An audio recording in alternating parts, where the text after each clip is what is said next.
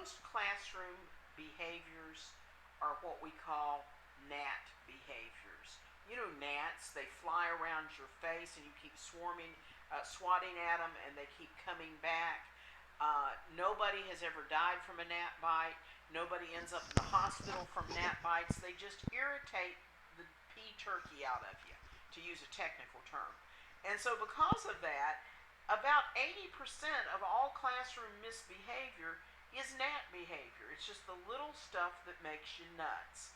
And so here's a really good set of management techniques that you can use for those gnat behaviors. The first, the first three are the most powerful ones you've got. The first one is proximity control, and that's just standing close to the student. You have two kids talking, you go and you stand right next to them, and 9 times out of 10 they're going to quit talking. You don't have to say a word.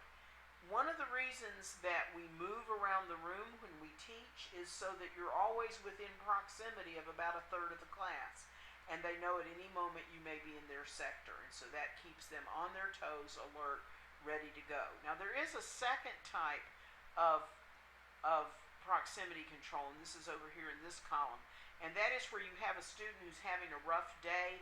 This is a student who actually likes you, but they're just either very depressed or very angry. You come and you sit next to them. You don't say anything to them, but you just sit or stand next to them. Because they like you, then your presence is a comfort to them. The next one is signal interference. This was the major technique that I used in my classroom, and this is just a nonverbal notice to the student that they need to tend to their behavior.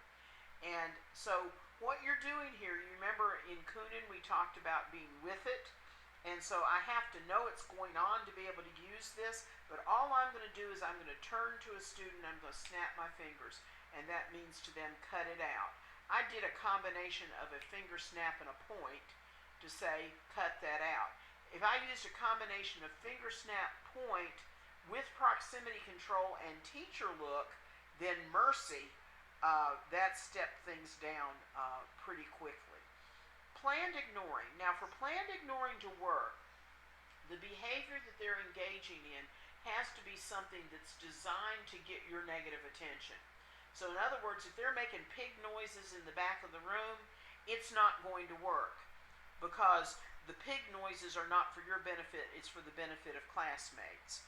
But when they're doing behavior that is deliberately provocative, then the best thing that you can do is to ignore that behavior. But you need to decide ahead of time what your tolerance level is going to take as far as ignoring behavior. There are things I can ignore that you can't, and vice versa. Like kids tapping on the table, that might not bother you in the least bit, but I swear to God, if I do not intervene with people tapping on the table, I'm eventually going to go, stop it! Because it just makes me crazy. So think about the things that you legitimately can ignore. Alrighty, the next one is support from routine, and here's the way this works. When emotions are running high, then what we want to do is to return to routine so that we don't have to use our emotional state to engage in the instruction. Think about this for you. I would bet that a lot of you, when you're upset about something, you either clean house, or you go for a walk, or you go for a drive. You do something that is automatic that you don't have to think about. So in the classroom, we're going to do the same kind of thing. The only trick to this is you've got to have some things that are routine. Like if you're in your class on a regular basis, you do spelling bees, or you do math drills, or you do relay races for spelling words, you do something that is very routine. Have those available so that if things start falling apart, we can go back to these routine things. You don't have to tell them that's what you're doing, you just do it. You say, you know something, I think it'd be a good time to have a spelling bee, and you do that. Okay, and next one is hurdle helping. This is also called the 5-second assist. What you're going to do is you see a kid who's getting frustrated. You know he's getting frustrated because his hands are clenching. He's wadding up his paper. He's erasing a lot. And so you go and you stand next to him and you say, show me what you're doing. And he shows you what you're doing. You say, you know something, here's what I think you missed. And you show him that one little thing that he didn't see, and it fixes what's wrong. If it takes more than 30 seconds, it's not hurdle helping, it's remediation. And so you need to actually sit down next to the kid and reteach it. But most of the time, for a kid who's frustrated like that, if the rest of the class is getting it, then it's something that he missed in the instruction, and there can be one little thing that you can tell him that'll fix that. The next one is interest boosting. You got that kid daydreaming, he's looking out the window, you can tell he's doodling, you can tell you've lost him. So you walk up to him and you connect him first to you, and then once he's connected to you, then you can connect him to the activity. And so you think about, what does this kid like? I had a kid in my class who loved the Braves. Man, he knew everything about every player on the Braves. He knew everything, even during training camp season. He knew everything. And so I could walk up to Joe and I could say, Joe, how are the Braves doing? And he would start talking to me about the Braves. I'd let him talk for a few minutes, and then I'd go, okay, now let's look at this math again. The next one is tension decontamination through humor. This is where tension has built up in the classroom. Somebody's about to blow, and so you've got to do something to defuse the situation. And so you do something funny. Now, this cannot be sarcastic, it cannot be ridicule, it can't be personal. It has to be silly, off the wall, harmless. The example I gave here is you've got a kid in a foul mood, and so you say to the kids, I sure am glad I have my happy shoes on today. Every step makes me giggle. Now that's stupid as all get out. But the kids are going to laugh just at the fact that you sound so stupid. You got to know your kids, you got to know your audience, you got to know what it is that will make them laugh.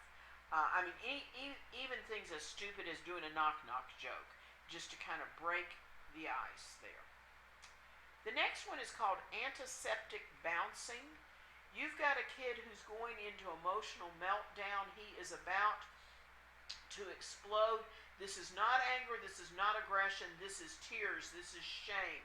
This is a kid who cannot take another minute or he's going to have a meltdown. You've got to know your kids to know that this is happening. What you do is you send them out of the room. What I did in my classroom was I had backup people. So if a kid was having a problem, I could send him next door to Miss Busby, who was a biology teacher. The key word I would give them is tell Miss Busby I need to borrow some dictionaries. I never needed dictionaries in my room. I had plenty. But Miss Busby would know that that meant that this kid needed somebody to talk to. I also could send him to the counselor's office for pencils. And the counselor's office knew that if I was asking for pencils, this was a kid who needed somebody to talk to. You can have that kind of thing prearranged. If not, you can send them down to the office for something you would need anyway.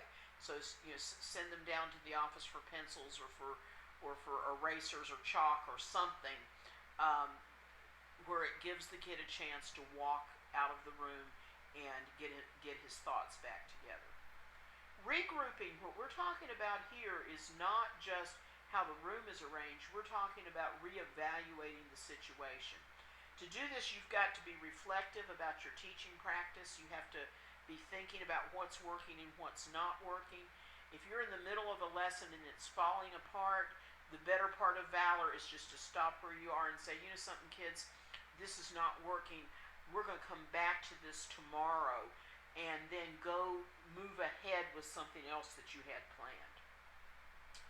For that to work, you've got to have about a third more planned than you can do every day, by the way.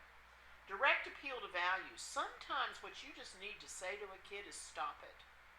Now, direct appeal to values, the way this works is that you say to a kid, you know something, don't do that. That's not the way you are.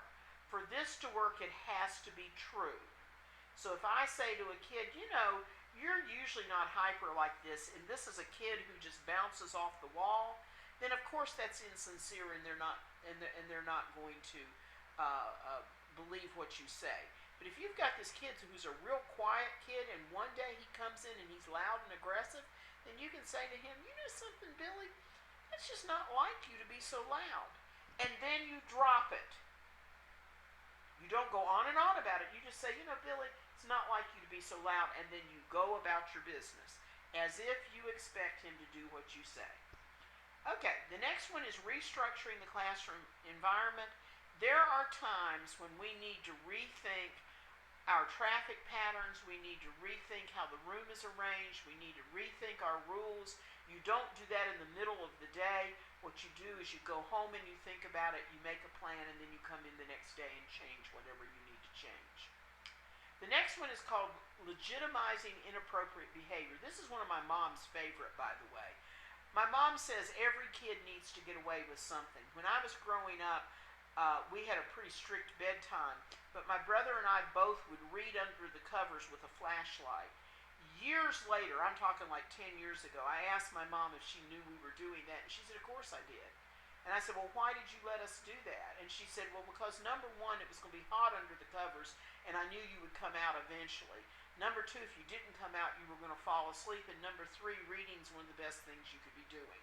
So when you're looking at legitimizing inappropriate behavior, it's got to be behavior that's not just terribly obnoxious, but it's just not appropriate for the time and the moment.